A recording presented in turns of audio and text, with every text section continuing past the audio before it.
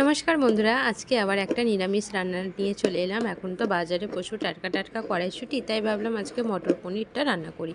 তো কম বেশি আমরা সবাই জানি কিভাবে করি, কিন্তু আমি এই প্রসেসে করি, তাই তোমাদের সাথে একটু শেয়ার করতে এলাম। প্রথমে কড়াটা গরম করে নিয়ে শুকনো কড়াই কটা গরম মশলা আমি ভেজে নেবো। দারচিনি, এলাচ, গোটা এলাচ, লবঙ্গ, দুটো চারটে গোলমরিচ, স্টার অ্যানিস ছিল আর জয়িত্রী ছিল, সেগুলো ভেজে নিলাম। তারপরে এবার তেল দিয়ে কাজু ভেজে নেবো, একটু লাল লাল করেই কাজুগুলো ভেজে নেবো। আর এদিকে টমেটো আর আদাটা আমি পেস্ট করে নিচ্ছি।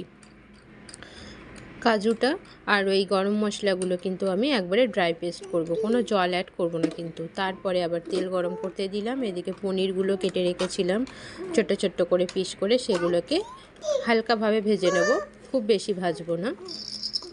আর এদিকে একটু ঈষৎ উষ্ণ জলটা আমি রেডি করব। সেই জলের মধ্যে নুন আর একটু সামান্য স্বাদ অনুযায়ী চিনি দেব।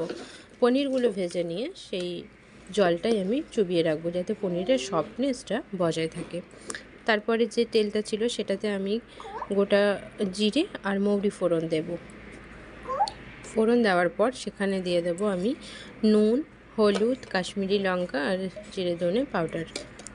সেটা দিয়ে দেওয়ার পর একটু নেড়ে চেড়ে দেবো, দেখবে কালারটা খুব সুন্দর আসবে।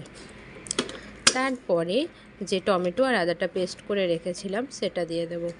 সেটা দিয়ে দেওয়ার পর আবার ভালো করে মিশিয়ে নেব। দেখব তেলটা ছেড়ে যাবে, তখন ফেটিয়ে রেখেছিলাম টক দইটা, সেটা দিয়ে দেব।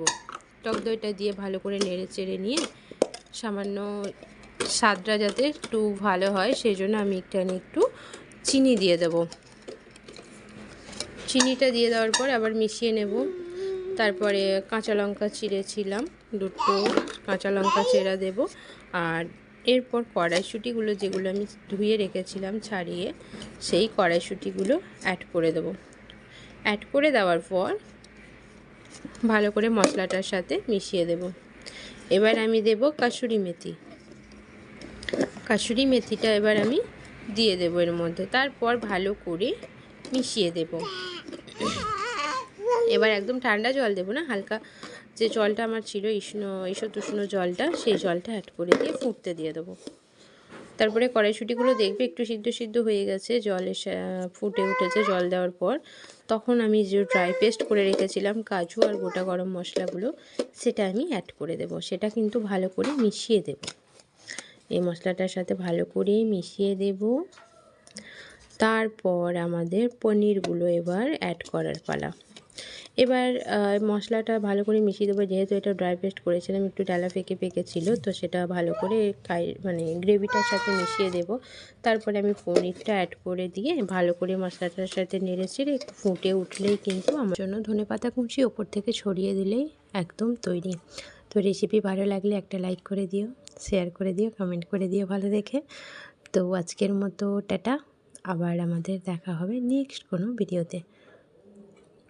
ভিডিও ভালো লাগলে আবারও বলছি একটা লাইক। আমরা সবাই জানি কম বেশি রান্না, তাই না? কিন্তু আমার ভালো লাগে রান্না করতে, আমি তাই তোমাদের সাথে শেয়ার করতে এলাম। টাটা আজকের মতো।